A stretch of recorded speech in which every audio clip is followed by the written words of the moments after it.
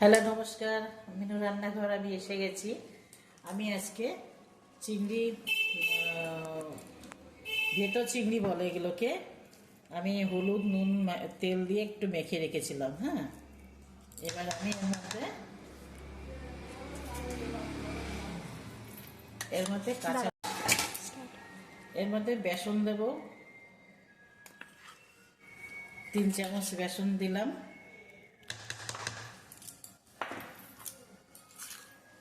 Cornflour দিচ্ছি 2 চামচ।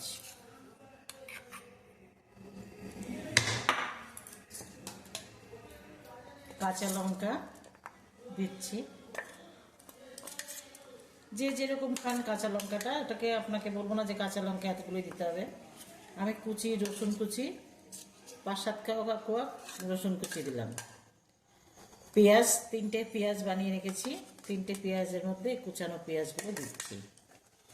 খানিকটা রেখে দিচ্ছি, যেহেতু আমার ছেলে চিংড়ি মাছ খায় না, ওর জন্য ফুলকপির বড়া করে দেবো।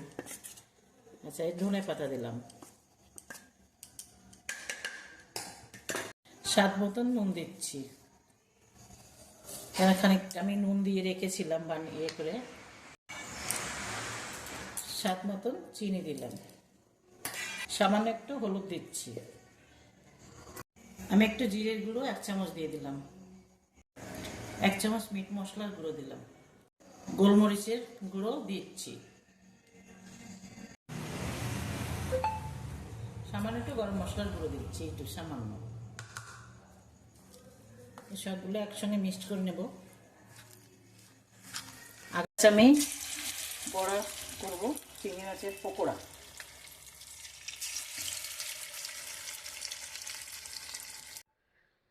আমি চিংড়ি মাছের পকোড়া করেছি, আপনারা এভাবে করে খাবেন।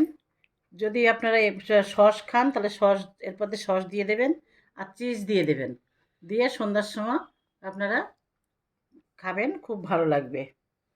খেয়ে যদি ভালো লাগে আমাকে ইয়ে করবেন, শেয়ার করবেন, কমেন্ট করবেন।